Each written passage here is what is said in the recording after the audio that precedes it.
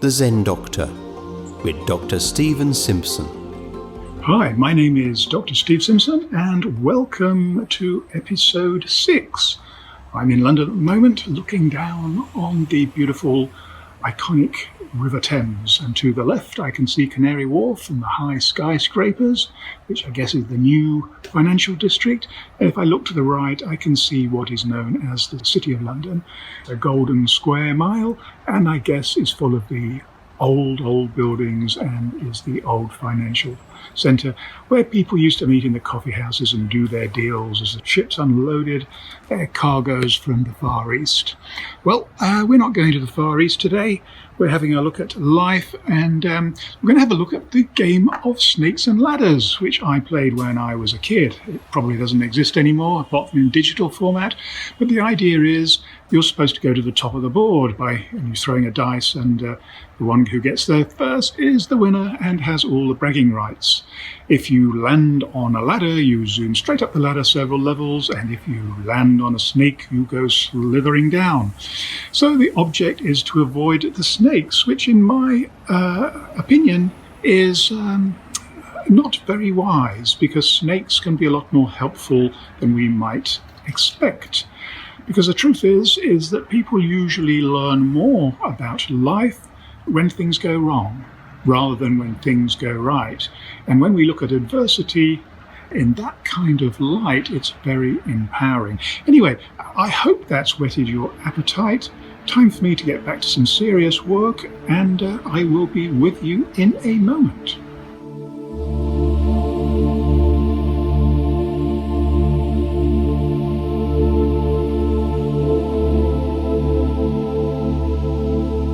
Our progress on the path of life is rarely linear.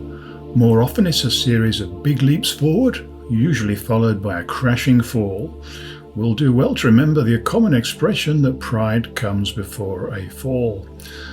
At such times, our thinking often stifles our creativity and presents a huge obstacle in our search for success. It prevents us from getting lucky. But fortunately, there are some solutions, and they're not too difficult to understand. In my role as a mind coach, many of my clients have a project that they wish to complete, but for one reason or another, they're just stuck. We're all born to be creative, and a life lived without unleashing this talent will not be as fulfilled as it could be. So why do people get stuck? To the best of my knowledge, there's one main reason, and it's fear. It's the fear of not being good enough. It's the fear of not having enough time. It's the fear of not having enough motivation. There are plenty of other reasons, but these are the main ones. There is a solution to these barriers, and it's not rocket science. But before I share it with you, let's remind ourselves about why we may want to be a bit more psychoic, which is what I call the sweet spot between the psychic and the psychotic states of mind. This is the definition of psychosis from the Oxford English Dictionary. Psychosis is a severe mental disorder in which thought and emotions are so impaired that contact is lost with external reality. It can be easy to forget that psychosis is a spectrum. Some people are very psychotic, and this can be really serious, but fortunately most of us are much less so. What we all share is a huge problem understanding the difference between reality and fiction. I mentioned in the last episode that much of our conversations with each other, and indeed with ourselves, are not based on reality. Most of the time we're unaware of this, but the truth is that we are often lying to ourselves or to others. This is definitely not a criticism, it's just the way that it is. Let me share an example with you.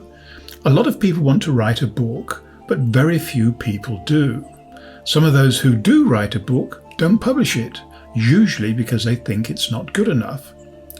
This is rather sad because how many wonderful books, songs, sculptures and other works of art have not been completed because their creators lied to themselves, by which I mean their assessment of themselves was distorted.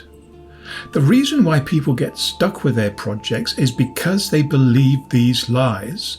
And the truth is, they are the last person to judge whether they or their projects are good enough.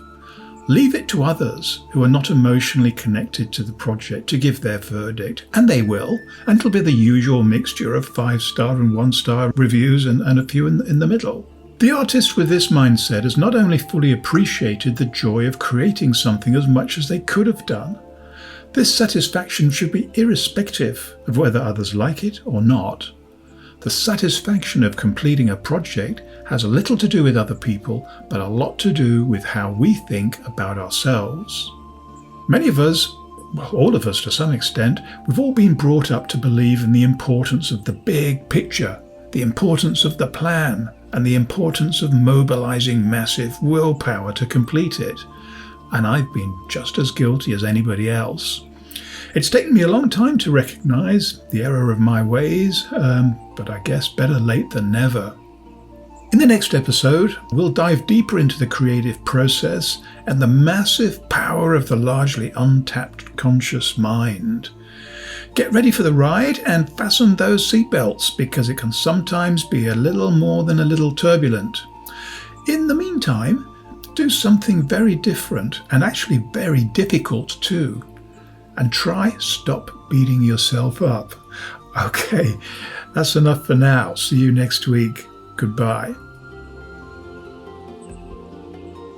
If you have enjoyed the Zen Doctor with Dr. Stephen Simpson, then why not hit the subscribe button? The music, The Soul of the Shaman, was specially composed for the Zen Doctor.